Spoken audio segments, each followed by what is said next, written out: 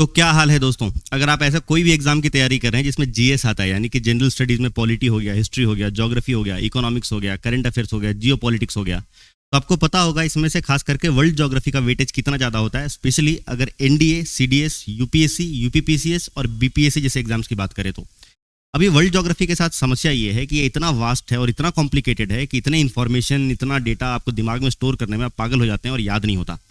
पर मैं मानता हूँ ओकैम रिजर्व प्रिंसिपल बोल के एक प्रिंसिपल में जो ये कहता है कि कोई भी चीज़ का, दुनिया में कोई भी चीज़ का जो सबसे सिंपलेस्ट एक्सप्लेनेशन होता है वही उस चीज़ का बेस्ट एक्सप्लेनेशन होता है। तो हम अननेसेसरी कॉम्प्लिकेशंस को अवॉइड करेंगे और सबसे आसान तरीके से बताऊंगा कैसे चीज़ों को याद किया जा सकता है। आप हैरान हो जाएंगे कि कितना वास्ट जो सिलेबस है वर्ल्ड ज्योग्राफी का, जिससे इतने क्वेश्चंस आते हैं, जहाँ पे सभी स्टूडेंट्स की कमजोरी है, आप उसको ऐसे मास्टर कर लेंगे कि आप वाकई में सरप्राइज होंगे कितना आसानी से भी किया जा सकता था। मतलब हो सकता है, इसका मतलब ये नहीं कि टेकन फॉर ग्रांटेड ले लेकर अब आसानी से हो जाएगा, बट जितना एफर्ट आप अभी तक डाल रहे थे उसका 50 से 60% एफर्ट डाल के भी आप उतने ही इन्फॉर्मेशन गैदर कर सकते हैं, या इनफैक्ट उनसे ज़्यादा इन्फॉर्मेशन गैदर कर सकते हैं। तो हम नए तरीके से पढ़ेंगे और हमारा मोटिव ये होगा कि पढ़ना ऐसे है कि याद रखने के लिए नहीं, भूलने के लिए मेहनत करना पड़े। तो ठीक है, स्टार्ट करते हैं। देखिए, ये सीरीज़ का नाम है mastering the world geography series. मैं जब भी ज्योग्राफी पढ़ाऊंगा, वर्ल्ड ज्योग्राफी पढ़ाऊंगा, इंडियन ज्योग्राफी पढ़ाऊंगा, पॉलिटी पढ़ाऊंगा, तो सभी के अलग अलग प्लेलिस्ट तैयार कर दूंगा, आप वहाँ से फॉलो करते रहिएगा। तो इसमें mastering the world geography series जो है, इसका पहला लेक्चर है और इसमें बेसिकली हम बेसिक एकदम डिटेल्स पे बात करने जा रहे हैं। जो लैंड फॉर्म्स हो गए, isthmus, creek, straight, back water क्या कहते हैं, इन सब सारी चीज़ों का जो डेफिनेशन है, ये एक्चुअली में सोशल मीडिया पे या यूट्यूब पे मैंने देखा है कि इसमें बहुत सारे फैक्चुअल एरर्स हैं। तो आप ये मत समझिएगा कि ये सब चीज़ें तो आती है यार, ये देख के करेंगे क्या। ये बहुत इंपॉर्टेंट है, इसको देखिएगा। इसमें बहुत सारी चीज़ें हो सकती है जो अभी तक आप जान रहे थे वो गलत जान रहे थे, तो इस पर क्लैरिटी होनी बहुत ज़रूरी है। ज्योग्राफी ज़्यादातर एक तरीके से कंसेप्चुअल क्लैरिटी पे ही चलता है, तो इसको अच्छे से आपको मॉनिटर करना है। ठीक है, स्टार्ट करते हैं। सबसे पहले देखते हैं गल्फ क्या होता है, या सबसे पहले स्ट्रेट से स्टार्ट कर लेते हैं ना। स्ट्रेट क्या होता है? स्ट्रेट एक ऐसा वाटर बॉडी है जो दो बड़े वाटर बॉडी को ज्वाइन करता है। फॉर एग्जांपल अगर हम बात करें तो यहाँ पे आप देख सकते हैं एक पतला सा वाटर बॉडी है एकदम, जो दो बड़े वाटर बॉडीज को ज्वाइन कर रहा है। एक तरफ पर्शियन गल्फ है, एक तरफ गल्फ ऑफ ओमान है। तो ऐसे वाटर बॉडीज जो दो बड़े वाटर बॉडीज को ज्वाइन करते हैं उनको हम कहते हैं स्ट्रेट, है ना। स्ट्रेट, STRAIT, इसको जल संधि भी कहते हैं, क्योंकि बेसिकली दो बड़े वाटर बॉडीज को ज्वाइन कर रहा है या फिर दो बड़े लैंड मासेस को सेपरेट करता है। फॉर एग्जांपल इस तरफ आप देख सकते हैं ईरान वाला पार्ट है और ये अरेबियन पेनिनसुला है, तो अरेबियन पेनिनसुला को ये ईरान वाले पार्ट से सेपरेट कर रहा है। तो एक ऐसा वाटर बॉडी जो दो बड़े वाटर बॉडीज को ज्वाइन करता हो या दो बड़े लैंड मासेस को सेपरेट करता हो, इनको हम कहते हैं स्ट्रेट। ऐसे एक बहुत फेमस है इंडिया के नीचे, यहाँ पे देख सकते हैं इंडिया का सदर्न पार्ट है और ये वाला हो गया, ये श्रीलंका है। बीच में एक पतला सा वाटर चैनल है जो दो बड़े वाटर बॉडीज को ज्वाइन कर रहा है। एक तरफ इसको गल्फ ऑफ मन्नार कहते हैं। ये गल्फ क्या होता है उस पर भी हम आएंगे, पर अभी समझ लीजिए गल्फ ऑफ मन्नार को बे ऑफ बंगाल से ज्वाइन करता है एक पतला सा वाटर चैनल, इसको हम पाक स्ट्रेट कहते हैं, PALK, पाक, पाकिस्तान वाला पाक नहीं, PALK, पाक स्ट्रेट, है ना। या फिर हम ऐसा भी कह सकते हैं कि पाक स्ट्रेट इंडिया और श्रीलंका को सेपरेट करता है। देखिए यहाँ रामेश्वरम है, रामेश्वरम से आगे चलेंगे तो धनुषकोडी मिलेगा, और धनुषकोडी से फिर कुछ पतले से आप सेटेलाइट वगैरह से जूम करके देखेंगे ना, तो आपको ऐसे पत्थर से ऐसे दिखेंगे, लगेगा कि बहुत सारे पत्थर बिछाए गए हैं, एक छोटा सा पुल बनाने की प्रयास की गई होगी, इस तरीके से नजर आता है। उसको एडम्स ब्रिज के नाम से आपको एटलस में मिलता है, और फिर हिंदू मिथोलॉजी में उसी को राम सेतु के नाम से कहते हैं। देखिए जितने भी मैप्स का इस्तेमाल किया है मैंने, गूगल मैप का इस्तेमाल किया है या फिर एटलस का किया है, क्योंकि ज़्यादातर लोग यही दो मैप हमेशा खोलते रहते हैं, या गूगल मैप्स खोलते हैं या फिर एटलस खोलते हैं, यानी कि इनसे फेमिलियरिटी ज़्यादा है। तो ऐसे में जो चीज़ें हम ज़्यादा कंज्यूम करते हैं, ज़्यादा देखते रहते हैं, उनसे हमें चीज़ें समझने में बहुत आसान होती है। तो मैंने एक और नया तरीका लाया कि हम गूगल मैप्स का इस्तेमाल करेंगे पढ़ने में, या फिर एटलस के मैप्स का इस्तेमाल करेंगे। जैसे कि यहाँ पे देख सकते हैं, अगर जरूरत पड़ा तो हम यहाँ से भी देख सकते हैं, है ना। तो दो ही मैप का इस्तेमाल किया मैंने। हो सकता है कि इमेज का क्वालिटी थोड़ा सा डाउन हो क्योंकि स्क्रीनशॉट वगैरह लिए गए हैं, पर चिंता मत कीजिए, कंटेंट की क्वालिटी एकदम गर्म होगी। ठीक है, स्टार्ट करते हैं। आते इधर, दुनिया में और भी बहुत सारे इंपॉर्टेंट स्ट्रेट हैं, जैसे बेरिंग स्ट्रेट हो गया जो कि रशिया और USA को सेपरेट करता है, पर हम ऐसे सारे स्ट्रेट्स के बारे में भी चर्चा नहीं करने जा रहे हैं ऑब्वियसली, क्योंकि भी बहुत लंबा लेक्चर हो जाएगा। अभी हमारा मेन मोटिव ये है कि हमें कंसेप्चुअल क्लैरिटी चाहिए एक एक टॉपिक पे। मैं एक अलग से वीडियो लेके आऊँगा जहाँ के दुनिया के सारे स्ट्रेट्स को अलग डिस्कस करेंगे, दुनिया के सारे इंपॉर्टेंट इस्थमस को अलग डिस्कस करेंगे, तो हम वो तब देखेंगे। अभी के लिए बस इतना ही। आगे चलते हैं। इसी का ठीक उल्टा एक टर्म इसको कहते हैं इस्थमस। इस्थमस में होता क्या है? इस्थमस एक ऐसा लैंडमास है जो दो बड़े लैंडमासेस करता है। फॉर एग्जांपल इधर नॉर्थ अमेरिका हो गया, इधर साउथ अमेरिका हो गया, और दोनों को एक पतला सा लैंडमास सेपरेट, दोनों को पतला सा लैंडमास ज्वाइन कर रहा है। यानी कि इस्थमस एक ऐसे लैंडमास है जो दो बड़े लैंडमासेस को ज्वाइन करते हैं या दो बड़े वाटर बॉडीज को सेपरेट करते हैं। स्ट्रेट में क्या था? दो बड़े वाटर बॉडीज को ज्वाइन करने वाले एक पतला वाटर बॉडी था। इस्थमस क्या है? दो बड़े लैंडमास को ज्वाइन करने के लिए एक पतला लैंडमास है। ठीक है, वहाँ पे वो लैंड्स को सेपरेट कर रहे थे, यहाँ पे ये वाटर बॉडीज़ को सेपरेट कर रहे हैं। इधर ये कैरिबियन सी है, यानी कि आप ये देख सकते हैं जितने भी वेस्ट इंडीज़, जमैका, जो आप नाम जानते हैं, Saint Kitts, Trinidad and Tobago, ये सारे जो आइलैंड है इधर ही हैं। इसको हम कैरिबियन आइलैंड्स कहते हैं और इसको कैरिबियन सी कहते हैं। तो कैरिबियन सी को पैसिफिक ओशन से सेपरेट करता है या फिर नॉर्थ अमेरिका को साउथ अमेरिका से जॉइन करता है, इसको कहते हैं इस्थमस ऑफ पनामा। ये जो कंट्री मार्क किया गया है ये इस्थमस ऑफ पनामा है ना, ये कंट्री पनामा है, इसको इस्थमस ऑफ पनामा कहते हैं। ऐसी दुनिया में बहुत सारे और फेमस हैं, जैसे कि यहाँ पे आप देख सकते हैं इसको इस्थमस ऑफ सुएज कहते हैं। सुएज कैनल का नाम सुना होगा आपने।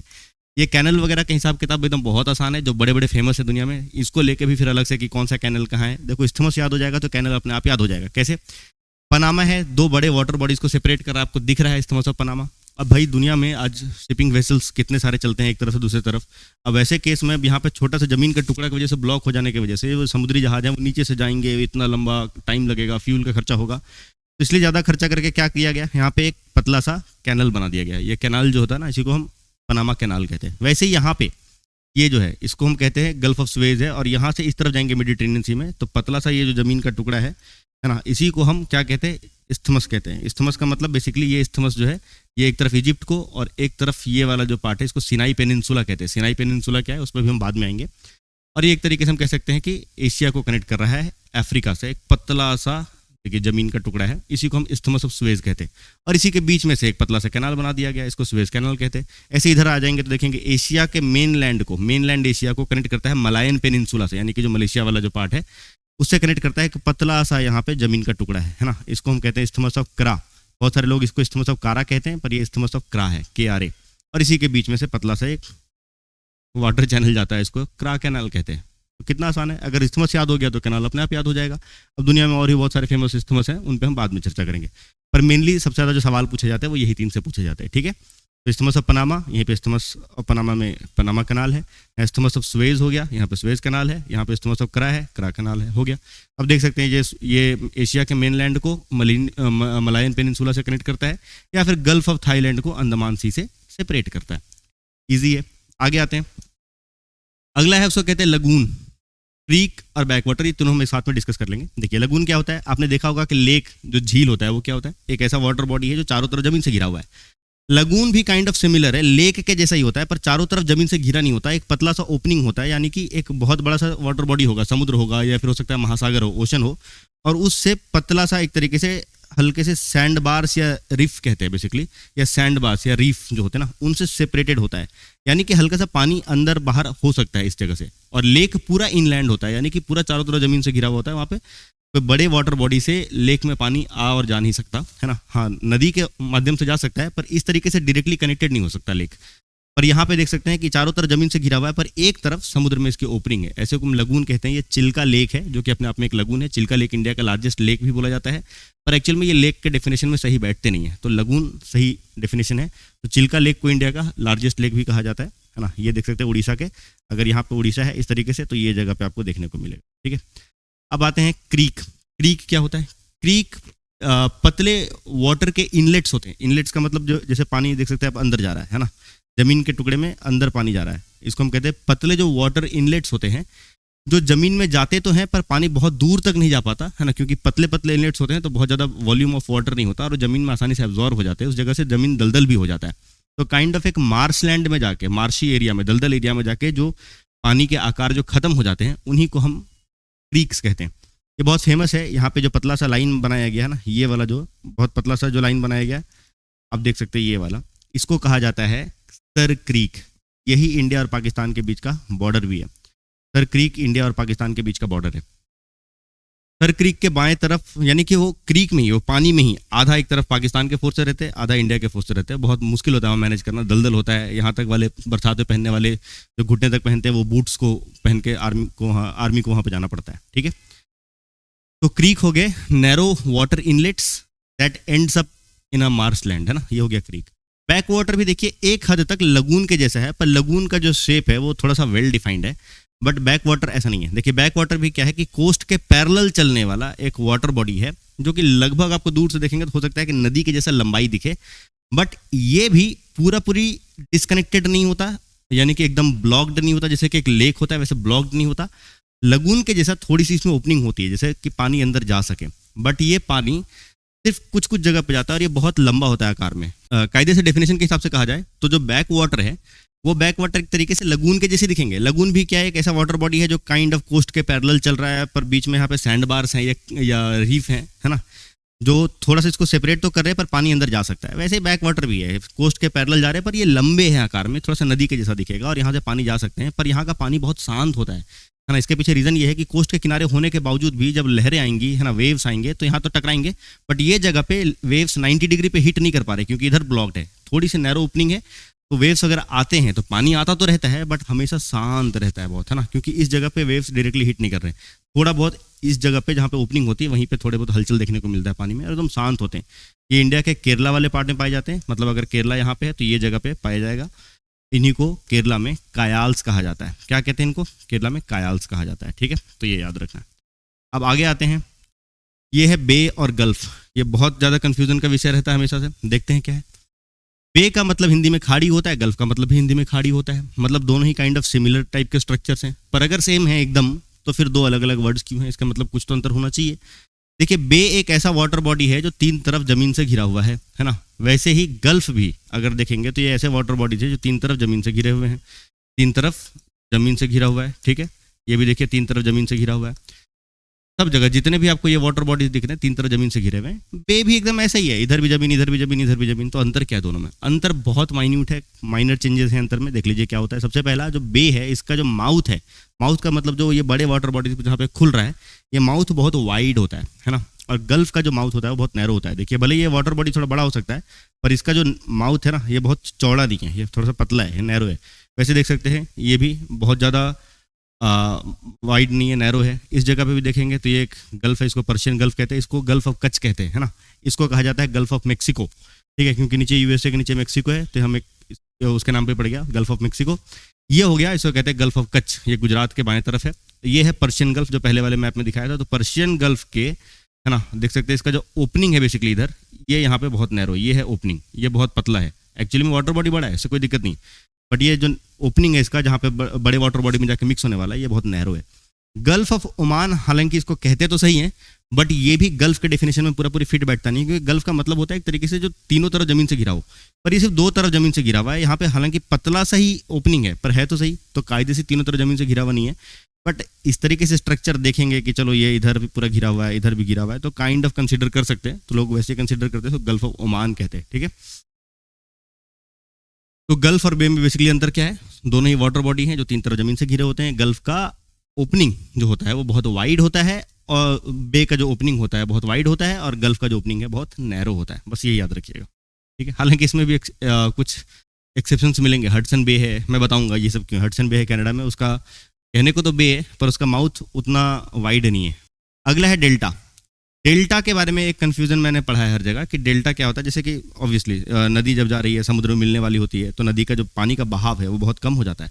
और ये बहाव कम होने की वजह से क्या होता है, बहाव कम हो जाएगा तो ऑब्वियस सी बात है कि जो उसमें सिल्ट है, सेडिमेंट्स हैं, वो पानी के साथ बह के नहीं जा पाएंगे और वो डिपॉजिट हो जाते हैं। और डिपॉजिट हो जाएंगे तो उस जगह पे फिर बहुत ज़्यादा मात्रा में सेडिमेंट, मिट्टी, रेत, ये सब हो जाएगा। और वैसे केस में फिर नदी का जो पानी है वो एक फ्लो में नहीं बह पाता और इस तरीके से डिवाइड हो जाता है ना। उनको डिस्ट्रीब्यूटरीज कहते हैं।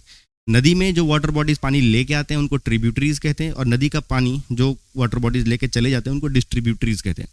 तो वैसे ही बहुत सारा सेडिमेंट डिपॉजिट हो जाता है एकदम माउथ पे। माउथ ऑफ द रिवर का मतलब होता है जब नदी समुद्र में मिलने वाला होता है तो पानी की वेलोसिटी एकदम कम हो जाती है। तो वैसे में सारे सेडिमेंट जमा हो गए, और जमा होने का परिणाम यही होता है कि वहाँ पे जो नदी है उसका मुंह फिर इस तरीके से डिवाइड हो जाता है। और वो देखने में, जैसे मान लीजिए ये इंडिया है, इधर ये गोदावरी नदी आ रही है, तो इस जगह पे सेडिमेंट डिपॉजिट हो जाएंगे और इसका माउथ कुछ इस तरीके से हो जाएगा। तो एक तरीके से ट्राइंगुलर शेप दिखेगा। इसी को फिजिक्स में डेल्टा कहा जाता है ना, तो वहीं से नाम आ गया डेल्टा, ठीक है। पर डेल्टा वाटर बॉडी नहीं है, ये कंफ्यूजन है। लोग कहते हैं कि डेल्टा एक वाटर बॉडी है जो कि बेसिकली फॉर्म होता है जब नदी समुद्र से मिलती है, तो ये गलत है। डेल्टा उस पूरे लैंडमास को मिला के कहते हैं, क्योंकि ये देखने में छोटा लग रहा है पर एक्चुअली में बहुत ज़्यादा बड़ा होता है और ये दुनिया के सबसे फर्टाइल जगहों में से गिने जाते हैं, ठीक है। क्योंकि ऑब्वियसली इतने सारे सेडिमेंट जमा हो रहे हैं तो वहाँ पर मिट्टी काफ़ी फर्टाइल होगी। तो ये जो डेल्टा है ये एक्चुअली में दुनिया का सबसे ज़्यादा पॉपुलेटेड एरियाज में से गिना जाता है। सबसे फर्टाइल है, सबसे ज़्यादा पॉपुलेटेड होगा, ऑब्वियसली बात है, बहुत बड़े होते हैं। पर ये सिर्फ वाटर बॉडीज यानी कि जो पानी जा रहा है उसको नहीं कहते, ये पूरे उस लैंड मास को मिला के कहते हैं जहाँ पे सिल्ट है, सेडिमेंट्स हैं और नदी का जो पानी बट गया है, डिवाइड हो गया, वो पूरा यानी कि एक तरीके से ये लैंड मास है। इसको वाटर बॉडी में गिनना अपने आप में गलत होगा। एस्टुअरी इसका ठीक कह सकते हैं कि एक ऐसे जगह है जहाँ पे मान लीजिए इंडिया में ये वाला है ना, मान लीजिए नर्मदा नदी बाएं तरफ आती है, तो ये डेक्कन प्लेट्यू के ऊपर ट्रेवल कर रही है नदी, है ना, इसके थ्रू फ्लो कर रही है। तो वैसे केस में इनके पास ज़्यादा सेडिमेंट होता ही नहीं है, क्योंकि चट्टानी इलाका है, रेत मिट्टी इनको ज़्यादा मिलता नहीं है। तो वैसे केस में जब ये समुद्र में मिलने वाले होते हैं बाएं तरफ, तो इनके पास ज़्यादा रेत मिट्टी कुछ होता ही नहीं, तो जमा ही क्या करेंगे, डिपॉजिट कुछ नहीं करते और सीधा जाके समुद्र में गिर जाते हैं, यानी कि इनका माउथ इस तरीके से डिवाइड नहीं होता। तो जहाँ पे सीधा एक तरीके से नदी एकदम बिना माउथ ओपन हुए उसका सीधा जाके मिल जाए, इस तरीके से उसका बाइफरकेट नहीं होगा, है ना, माउथ जो उसका बाइफरकेट नहीं होगा, वैसे केस में जिस जगह पे, है ना, जहाँ पे मिलते हैं, ऐसे स्ट्रक्चर्स को एस्चुअरी कहते हैं। तो एस्चुअरी अपने आप में वाटर बॉडी है, यानी कि ये वाला पार्ट जहाँ पे नदी समुद्र में मिल रहा है डायरेक्टली, तो ये सिर्फ ये वाला पार्ट को एस्चुअरी कहते हैं। पर डेल्टा हो गया पूरा एरिया। जैसे फॉर एग्जांपल आप ये देख सकते हैं बांग्लादेश में ये जगह से गंगा आ रहा है इंडिया से, और इधर से ब्रह्मपुत्र आ रहा है ना, ये वाला जगह से ब्रह्मपुत्र आ रहा है, और दोनों मिलके ऑब्वियसली ब्रह्मपुत्र को बांग्लादेश में जमुना के नाम से बुलाते हैं, और गंगा और जमुना, है ना, it's not Yamuna, it's Jamuna. तो जमुना और गंगा जब मिलते हैं तो पद्मा बनते हैं, और पद्मा में फिर आके एक और नदी मिलती है जिसको हम मेघना कहते हैं। और उसके बाद ये देखिए किस तरीके से ट्रिब्यूटरीज इसके डिस्ट्रीब्यूटरीज हैं बट जाते हैं, क्योंकि बहुत ज़्यादा मात्रा में ये सेडिमेंट लेके आते हैं, और बहुत खतरनाक लेवल पे, है ना, ये इनका माउथ बाइफरकेट होता है, और ये पूरी दुनिया के सबसे बड़े डेल्टा गिने जाते हैं। इनको सुंदरबन कहा जाता है ना। तो सुंदरबन बेसिकली कहने को तो मेघना के नाम से बन रहा है, पर एक्चुअली में गंगा और ब्रह्मपुत्र ने मिलकर बनाया हुआ है, ठीक है, वो तो खाली नाम बदल गया। अगला है, आते हैं पेनिनसुला और केप। ये बहुत आसान है। पेनिनसुला एक ऐसा, मतलब गल्फ और बे का ठीक उल्टा होता है। गल्फ क्या थे, बे क्या थे, एक ऐसा वाटर बॉडी है जो तीन तरफ जमीन से घिरा हुआ हो, एक ऐसा जमीन है जो तीन तरफ पानी से घिरा हुआ हो, उसको हम कहते हैं पेनिनसुला। और पेनिनसुला का ही छोटा सा पार्ट है जिसको कहते हैं केप। मतलब अगर फॉर एग्जांपल मान लीजिए ये पूरा पार्ट है ना, इसको केप पेनिनसुला बोला गया है, हालांकि ये नाम है। मतलब एक ऐसा वाटर बॉडी जो कि तीन तरफ पानी से घिरा हुआ है, उसको हम पेनिनसुला कह दिया, पर ये बहुत छोटा होगा अगर आकार में। जैसे केप टाउन है साउथ अफ्रीका का, जो सबसे साउथ में चलेंगे ना, साउथ अफ्रीका एक्चुअली में अफ्रीका का सबसे सदर्न मोस्ट कंट्री आता है, और उसमें भी सबसे साउथ पार्ट चलेंगे, उसको केप टाउन कहते हैं। और केप टाउन के भी एकदम सबसे साउथ में चलेंगे ना, तो उसको कहते हैं केप ऑफ गुड होप। ये केप ऑफ गुड होप जहाँ पे वास्को ड गामा रुका था इंडिया आने से पहले, है ना। देखिए ये पतला सा लैंड मास है जो कि समुद्र में निकल रहा है ना, a small land mass protruding into the water body, है ना, इसी को हम कहते हैं केप। तो केप कुछ नहीं, पेनिनसुला के जैसा है, बस बहुत छोटा होता है आकार में, इसी को हम केप कहते हैं। तो अगर इतना समझ में आ गया तो आई होप कुछ एक जो कंसेप्चुअल एरर्स थे उनमें भी कुछ आपको क्लैरिटी मिली होगी, और समझ में आ गया होगा कि ये बहुत बेसिक सा चीज़ है। इसमें बहुत कोई रॉकेट साइंस नहीं था, पता है, पर इसमें आसानी से हम जब, पर इसमें जो दिक्कतें आती है वो ये आती है कि कई बार हम डेफिनेशन गलत पढ़ रहे होते हैं, बैक वाटर का डेफिनेशन गलत पढ़ रहे होते हैं, कई बार हम डेल्टा का डेफिनेशन गलत पढ़ रहे होते हैं। तो आई होप इस पर क्लैरिटी मिल गया होगा, ठीक है। अब इसके बाद जो नेक्स्ट वीडियो आने वाला है ये बहुत इंटरेस्टिंग होगा, जरूर देखिएगा। उसमें मैं बताऊंगा SAARC countries, ASEAN countries, BIMSTEC countries, या फिर G4, G7, G8, G20, इन सारे कंट्रीज जो कि इतना कन्फ्यूजन है भाई, इतने सारे कंट्रीज हैं। कोई कंट्री G7 में भी है, फिर G20 में भी है, फिर G4 में भी है, फिर पता चले कोई कंट्री है जो कि P5 में है, यानी कि परमानेंट 5 मेंबर होते हैं यूएनएससी के, वो उसमें भी है, पर फिर G7 में है। तो इतने सारे कंट्रीज को कैसे करके याद रख सकते हैं कि क्वेश्चन जब पूछा जाए, जो कि पूछा जाता है कि कौन सा किसका मेंबर है, तो आसानी से हम आंसर कैसे दे सकते हैं, तो वो उन वीडियोज़ में मैं डिस्कस करने वाला हूँ। उसके लिए भी देखते रहिएगा। तब तक के लिए थैंक यू।